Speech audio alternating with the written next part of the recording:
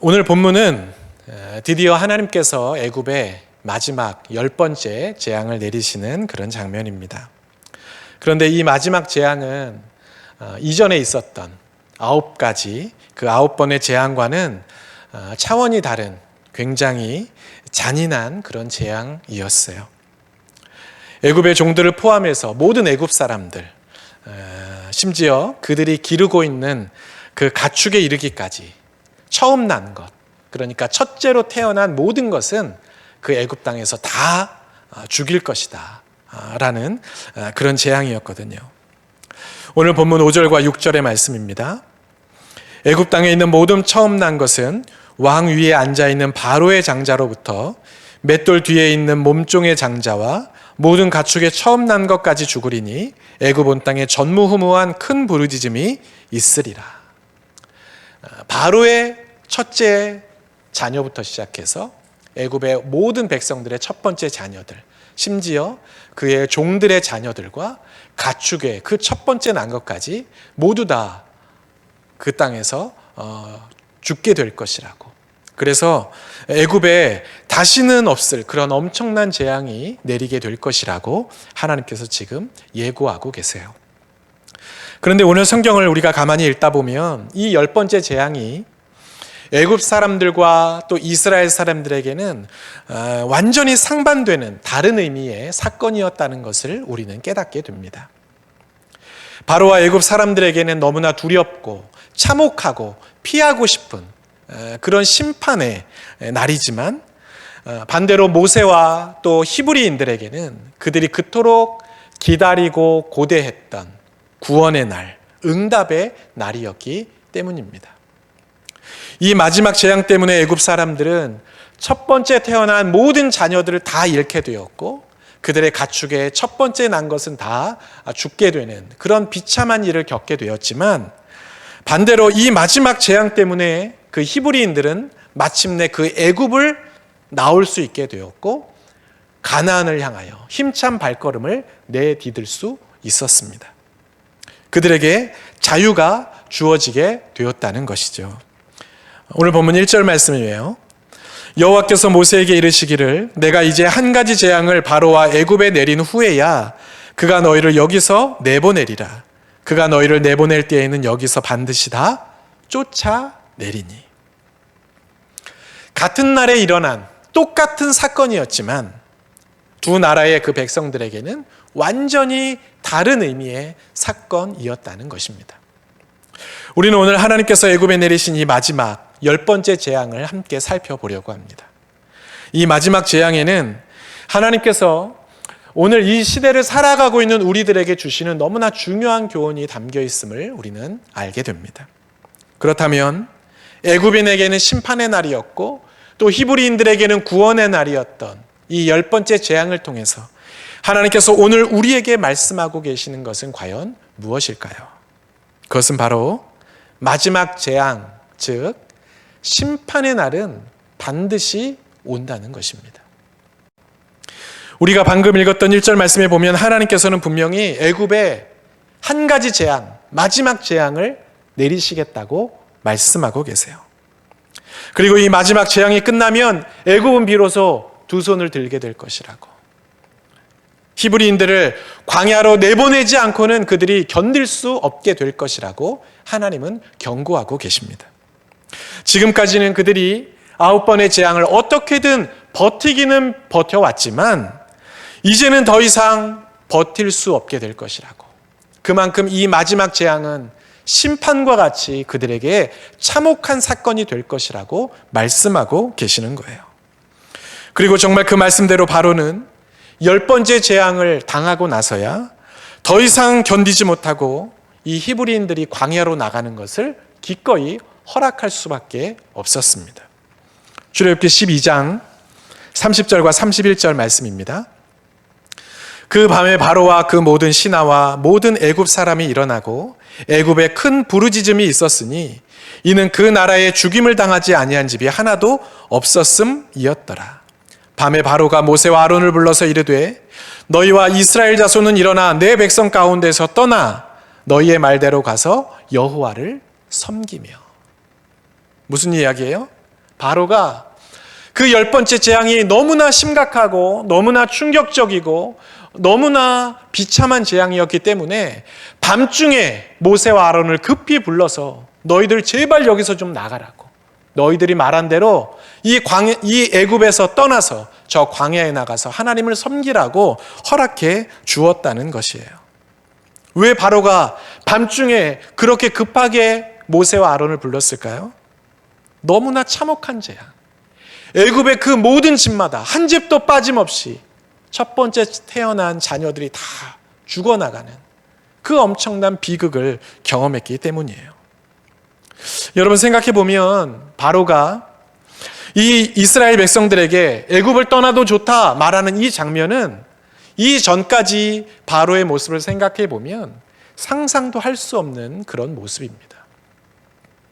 모세가 몇 번이나 그 바로를 찾아가서 우리를 제발 좀 이 애굽에서 내보내 달라고, 우리가 광야에 나가서 하나님께 예배를 드릴 수 있도록 제발 좀 허락해 달라고 몇 번이나 간곡하게 부탁을 했음에도 불구하고 바로가 매번 그 부탁을 거절했기 때문입니다. 바로는 하나님을 믿지 않았고 또 너무나 큰 재앙이 내릴 것이라는 그 모세의 말도 그는 믿지 않았어요. 무엇보다 200만이 넘는 그 많은 이스라엘 백성들, 자기의 노예와 같은 그 이스라엘 백성들을 아무런 대가도 없이 무작정 그 요구를 들어준다는 것 자체가 한 왕으로서 너무나 국가적인 손실이라고 생각했기 때문에 이 이스라엘 백성들이 나가는 것을 쉽게 허락하기가 어려웠습니다. 자기들이 이 이스라엘 백성들을 데리고 있으면 나라의 여러 가지 어려운 일들, 힘든 일들, 토목공사라든지 건축이라든지 이런 힘든 일들에 이 사람들을 얼마든지 활용할 수가 있었고, 무엇보다 집집마다 이 히브리인들을 노예로 부리면서 자기들은 아주 편안하게 살 수 있었기 때문에 굳이 이 많은 사람들을 내보내줄 이유가 없었던 것이죠. 그런데 우리가 또 한편으로 곰곰이 생각해 보면 바로가 이렇게까지 고집을 부릴 수 있었던 이유는 비록 9번의 재앙을 경험하면서 그들이 고통을 겪기는 했지만 이 마지막 10번째 재앙과 같은 너무나 참혹하고 비참한 그런 심판의 날은 오지 않을 거라고 생각했기 때문일 겁니다. 지금 자기들이 겪고 있는 고난, 그리고 그 많은 재앙들, 물론 힘들기는 하지만 다시금 모세에게 가서 어느 정도 타협을 하고 협상을 하면 모세가 하나님께 다시금 이야기를 하고 조금 시간이 지나고 나면 그 재앙이 언제나 다 멈췄거든요. 그러니까 조금만 견디면 다시금 일상을 회복할 수 있다는 그 마음 때문에 모세는 아마 그 마음속에 안일함을 품었을지도 몰라요. 그래서 바로는 모세의 요구를 계속 거절했고 끝까지 버틸 수 있었던 겁니다. 이런 바로의 모습을 보고 있는 이스라엘 사람들의 마음은 어땠을까요? 자기들이 그토록 원하고 하나님 앞에 부르짖었던 그 구원의 날, 해방의 날이 과연 진짜로 올 것인가? 라는 의구심이 그들의 마음속에 있었을지도 몰라요. 하나님이 너무나 분명하게 약속하셨고 또 모세를 통해서 보여주신 여러 기적을 보면 분명히 하나님의 약속이 이루어질 것 같기는 한데 눈앞에 나타나는 현실을 보면 도대체 저 바로, 완악한 바로가 꿈쩍도 하지 않으니까 정말 그 날이 올까? 그 응답의 날, 우리가 그토록 기다리던 그 구원의 날이 정말 오는 것일까라는 그런 흔들리는 마음, 불안한 마음이 있었을지 모릅니다. 여러분들은 하나님께서 이 땅을 심판하시는 그날이 반드시 온다는 것을 여러분 믿으십니까? 정말 믿는지 안 믿는지는 그 사람의 삶을 보면 우리가 알 수가 있습니다. 심판의 날이 온다는 사실을 정말 믿는 사람은 대충 신앙생활을 할 수가 없어요. 여러분 학교에서 다음 주에 불시에 너희들에게 시험을 볼 거야. 만약에 선생님이 이야기했는데 그 선생님의 말이 믿어지지 않는 아이들은 그 시험을 준비를 하겠어요? 하지 않겠어요? 하지 않아요. 그런데 그 선생님이 했던 말이 정말일 거라고, 진짜 다음 주에 시험을 볼 거라고 믿는 아이들은 열심히 준비를 할 것입니다. 여러분, 신앙도 마찬가지예요. 심판의 날이 온다는 사실을 정말 믿는 사람은 대충 살아갈 수가 없습니다. 믿음을 지키기 위해 애를 쓰고 누가 시키지 않아도 하나님의 뜻대로 내가 어떻게 살아가야 하는지를 고민하고 하나님께 묻게 될 것입니다. 여러분, 어떤 성도가 직업 군인이었는데요, 장교 시절에 회식 자리에서 이렇게 여러 장교들과 같이 앉아서 이렇게 회식을 하는데 자기가 모시고 있는 그 지휘관이 자기를 그렇게 칭찬을 하더래요. 그래서 이 사람은 정말 근무 태도도 너무 성실하고 열심히 모든 일에 최선을 다하고 성적도 좋고 너무 훌륭한 그런 군인이라고 막 이렇게 칭찬을 하면서 뒷부분에 이런 이야기를 덧붙이더래요. 그런데 내가 자네를 더 좋아하는 건 내가 주변 사람들을 보면 예수 믿는 사람들은 진짜 유별난데 자네는 그렇게 유별나지 않아서 참 마음에 들어. 이런 이야기를 했다는 거예요. 그러면서 자네가 예수를 너무 세게 믿지 않아서 열심히 신앙생활하지 않아서 자기 마음에 든다고. 적당히 타협도 하고 요령도 피울 줄 알고 그래서 너무 자기 마음에 쏙 든다고 그렇게 이야기를 했다는 거예요. 근데 이 사람이 이 말이 칭찬인가 나를 지금 까는 얘기인가 막 생각을 하고 있는데 주변 사람들의 반응을 이렇게 보니까 주변에 같이 앉아있던 그 다른 장교들도 그 지휘관의 말에 동의한다는 듯이 끄덕끄덕하면서 이렇게 같이 앉아있더라는 거예요. 그래서 이 성도가 그 칭찬하는 이야기를 듣고 또 주변 동료들의 그 반응을 보고는 너무나 크게 충격을 받았다는 거예요. 야, 내가 도대체 어떻게 신앙생활을 하고 있는 건가? 여러분, 그 지휘관이 그 장교를 칭찬했던 내용은 결국 무슨 의미예요? 한마디로 너는 예수 믿는 사람 같지 않아서 참 좋다. 이런 이야기였던 거예요.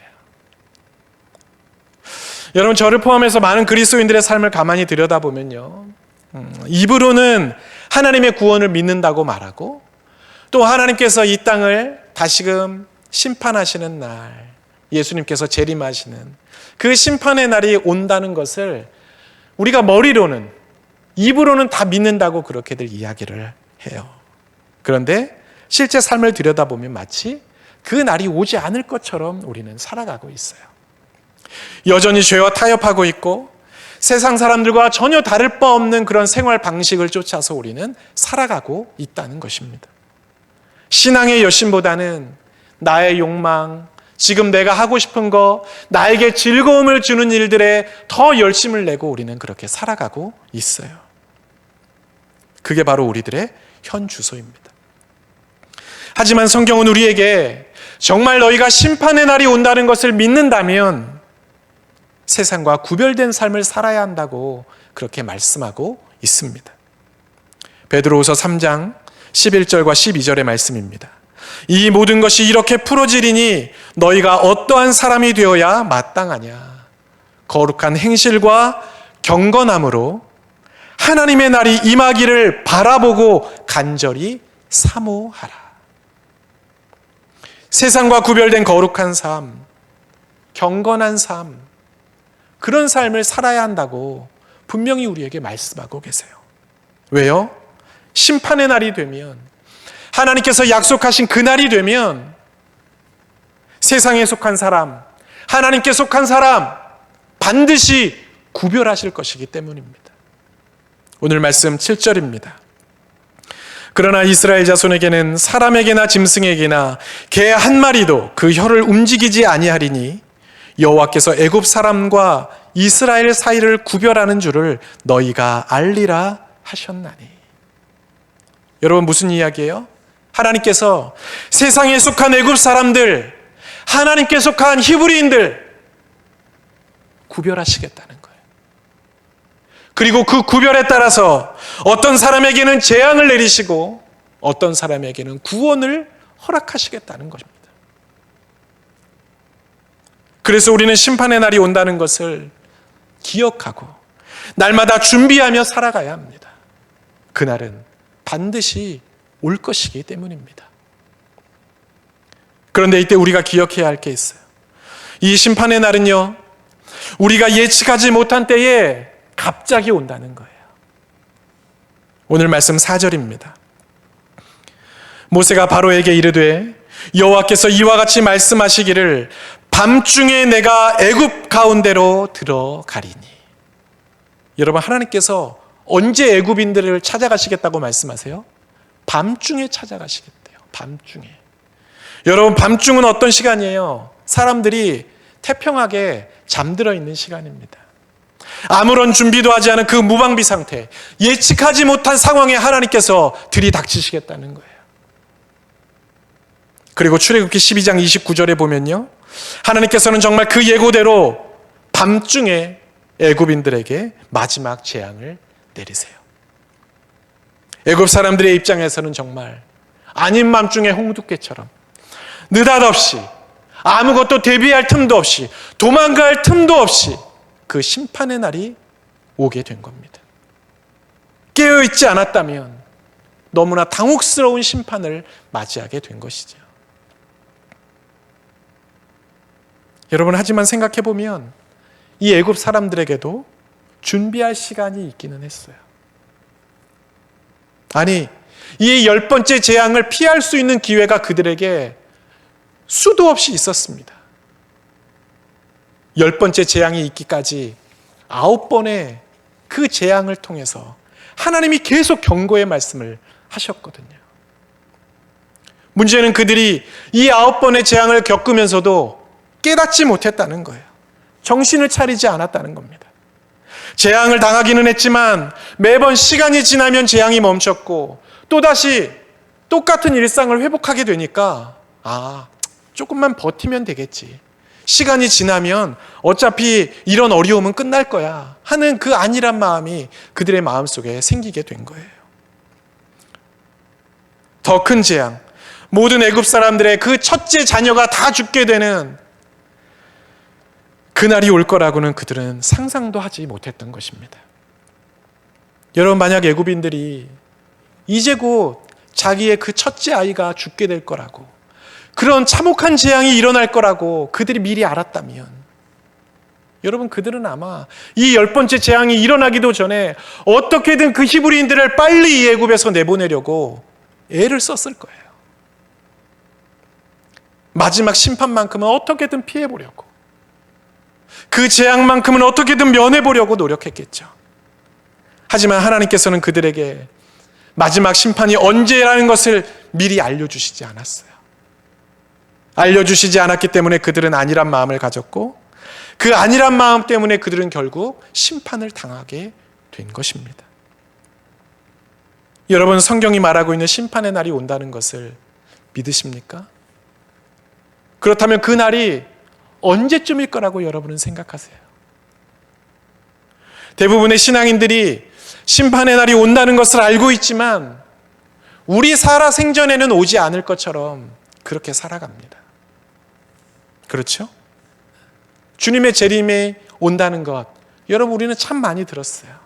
그런데 그 재림은 우리의 삶과는 아주 멀리, 아주 오랜 후에 일어날 것처럼 우리는 그렇게 살아가고 있다는 거예요.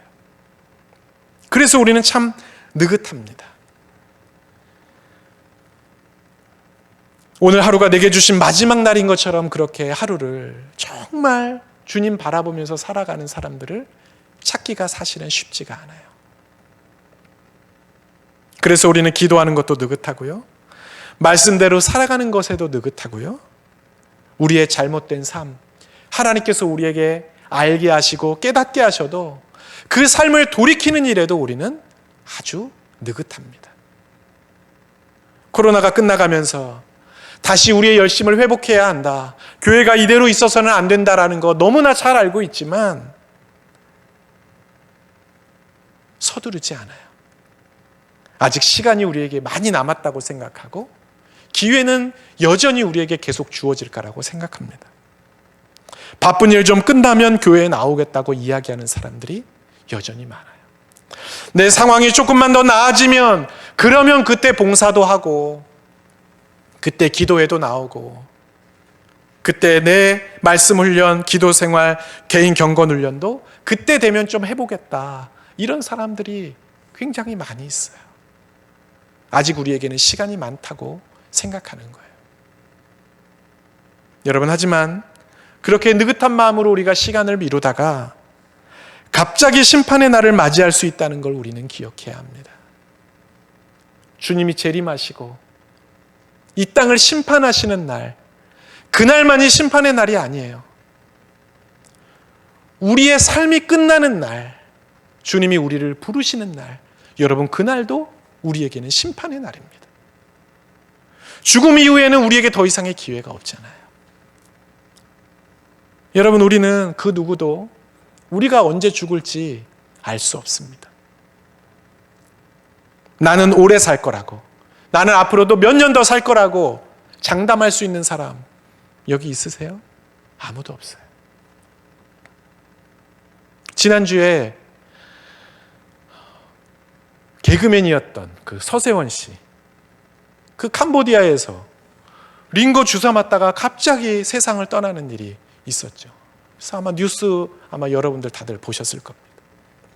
그리고 그 전주에는요, 여러분 잘 아시는 가수 현미 씨가 분명히 그 전날까지 멀쩡하게 사람들 만나고 그 주어진 스케줄 다 소화해내고 건강하게 그렇게 지냈는데 다음날 아침에 싸늘한 주검이 되어서 발견이 되었어요.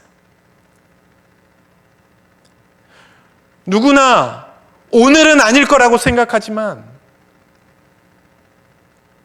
그러나 누구도 장담할 수 없습니다. 누구도 예측할 수 없다는 거예요. 오늘이 우리의 마지막 날일 수 있고 주님이 만약 오늘 우리를 부르신다면 오늘이 나에게는 심판의 날인 것입니다. 느긋하게 여유를 부려서는 안 되는 이유가 바로 그것입니다. 이런 심판의 날은 언제 어떻게 우리에게 찾아올지 아무도 알 수가 없어요. 그래서 성경은 끊임없이 우리에게 깨어 있어야 한다고, 주님 오실 날을 준비해야 한다고 강조하는 거예요. 데살로니가전서 5장 2절과 3절 말씀입니다. 주의 날이 밤에 도둑같이 이를 줄을 너희 자신이 자세히 알기 때문이라. 그들이 평안하다 안전하다 할 그때에 임신한 여자에게 해산의 고통이 이름과 같이 멸망이 갑자기 그들에게 이르리니 결코 피하지 못하리라. 이어지는 6절 말씀입니다. 그러므로 우리는 다른 이들과 같이 자지 말고 오직 깨어 정신을 차릴지라. 하나님은 분명히 우리에게 말씀하세요. 멸망이 갑자기 너희에게 이를 것이라고. 그러니 너희는 안전하다, 평안하다, 사람들이 속삭이는 말에 현혹되어서 마음을 놓고 있지 말고 날마다 깨어 있어야 한다, 정신을 차려야 한다 말씀하고 계십니다. 그런데 여러분, 이런 심판의 날만 갑자기 오는 것은 아니에요.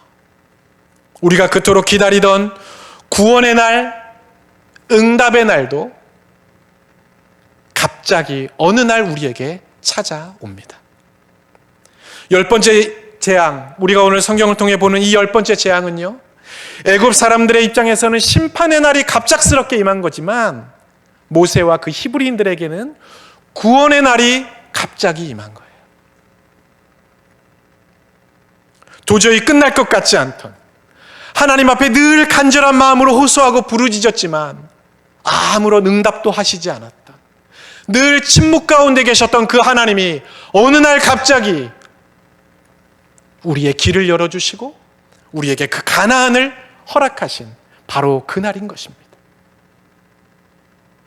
여러분, 하나님께서 우리에게 심판의 날만 약속하셨다면 여러분, 우리의 삶은 너무나 우울하고 두렵고 긴장감으로 가득한 인생이 되고 말 거예요. 그런데 하나님은요, 우리에게 그렇게 긴장하지 말라고, 너희가 깨어있기만 하면, 너희가 나를 날마다 바라보기만 하면 너희에게 구원의 날, 너희에게는 응답의 날, 해방의 날이 약속되어 있다고 주님은 우리에게 말씀하십니다. 그리고 이 구원의 날 역시 우리가 예측하지 못한 날에 갑자기 임하게 됩니다. 그래서 우리에게는 하루하루를 살아가는 기대와 소망이 있는 거예요. 어제까지 아무 일 없었어도 오늘 하나님께서 내게 어떤 일을 주실지 우리는 기대하며 오늘을 살 수 있는 것입니다.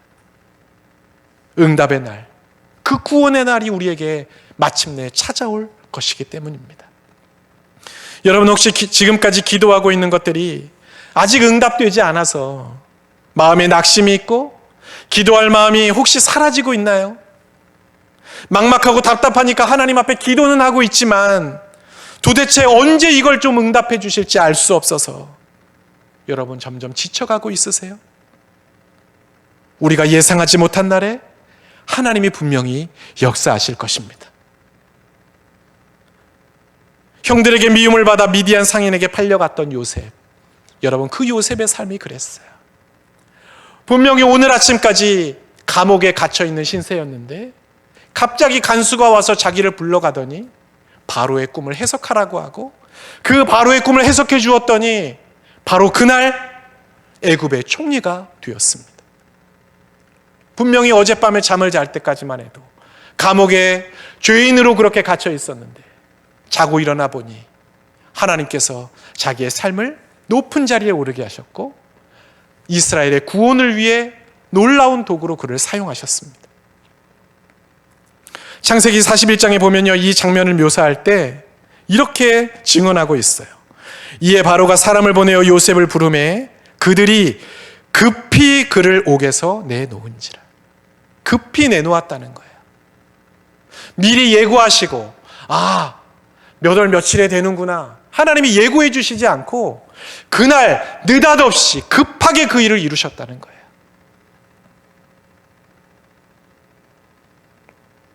상상할 수 없는 고난을 겪었던 욥의 삶도 그랬습니다. 간절히 부르짖고 몸부림치며 하나님을 찾아도 도무지 그 하나님이 나타나시지 않았는데 어느 날 갑자기 폭풍 가운데 그 하나님이 나타나셔서 말씀하시고 욥의 삶을 회복시켜 주시기 시작합니다. 사울에게 쫓겨다니던 다윗이 왕의 자리에 오른 것도 어느 날 갑자기 이루어진 일이었습니다. 바벨론에 의해 멸망당했던 그 이스라엘 백성들이 그 포로 생활을 마치고 다시 가나안에 돌아올 수 있었던 것도 어느 날 갑자기 이루어진 일이었습니다. 언제 응답될지, 언제 이 구원의 날을 만나게 될지 미리 알려주시지 않아서 기다리기가 힘들고 너무나 지친다고 우리가 그렇게 생각할 수도 있지만 제가 살아보니까요, 한편으로는 미리 알려주시지 않기 때문에 매일매일을 기대하며 살 수도 있었던 것 같아요. 그러니 여러분, 열심히 신앙생활하다가 언제부턴가 그 신앙의 열심이 조금씩 사라지고 기도하는 것도 지치고 내가 기대한 것만큼 삶이 나아지지 않아서 신앙생활에 별로 재미가 없다, 그런 생각이 들더라도 여러분 절대로 포기하지 말기를 바랍니다. 만약 우리의 마음이 느슨해지고 그래서 우리의 신앙이 뒷걸음치기라도 한다면 결국 우리는 심판의 날을 만나게 될 거예요. 그 심판의 날은 예고하고 오지 않아요. 그야말로 어느 날 갑자기 우리에게 임할 거예요. 하지만 기다림이 지루하고 답답하더라도 우리가 포기하지 않고 주님을 바라보면서 주님의 그 약속을 붙들고 믿음으로 하루하루를 살아내고 견뎌내고 인내한다면 하나님께서는 우리가 예상하지 못한 그때에 우리에게 응답의 날, 구원의 날, 영광의 날을 반드시 만나게 하실 것입니다. 그날 역시 어느 날 갑자기 여러분들에게 올 거예요.